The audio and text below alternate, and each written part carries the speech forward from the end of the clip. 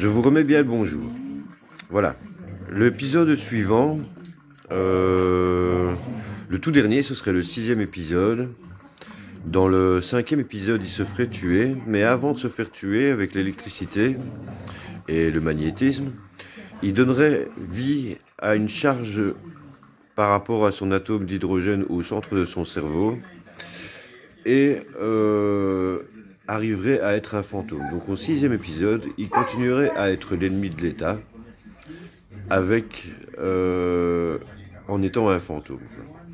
Dans le 5e épisode, dans le premier épisode, avant que la météorite s'écrase, etc., puisque on annonce que la météorite s'écrase, elle s'écrase pas. Pour finir en Stummeling, parce qu'il a mis les gens au courant et que les gens l'ont écouté, pour faire un habitacle, pour se protéger d'une catastrophe, il arrive à faire mettre en place les véhicules où il place l'énergie gratuite avec les ventilateurs et en utilisant un système de recharge avec les ventilateurs qui se mettent dans le capot avant et qui chargent la batterie avec une certaine vitesse et un voltmètre qui mesure. Au moment où il a ses 12 volts sur ses ventilos, il charge les batteries qui peuvent se mettre en série, qui font 72 volts s'il faut. Voilà.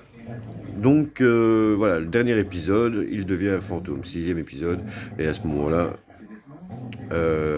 il y a encore beaucoup de bagarres, mais des bagarres qui se retrouvent avec quelqu'un qu'on ne voit pas, et c'est lui qui a su faire avec son atome d'hydrogène une union des cellules avec l'électricité, et qui garde une charge. Mais le problème, c'est que quand ça arrive, quand les gens reçoivent une décharge, etc., ils sont un peu un fantôme pendant un certain temps, avec leur atome d'hydrogène s'ils vont pas dans le tunnel blanc, quoi. Vous verrez sur mon Facebook, philippecholtes.12, l'explication que le trou noir est sûrement une aspiration pour nourrir l'apport des étoiles et continuer à fabriquer des étoiles. Je ne sais pas comment elles s'alimentent en oxygène, enfin peut-être par les pôles, mais en tout cas ce serait logique que ce soit ça, et qu'ils ne dorment pas en paix, et qui, quand ils ont pris une décharge pour les relancer, gardent une vie à un certain temps, mais au moindre coup, ils perdent toute leur charge statique, d'électricité statique. Et lui arrive, avant de mourir dans le 5e épisode, à unir ses cellules et qu'elles se maintiennent, même s'il y a le moindre coup, et devient donc un fantôme solide. Voilà. J'ai vraiment une sale gueule, des poches en dessous des yeux et tout.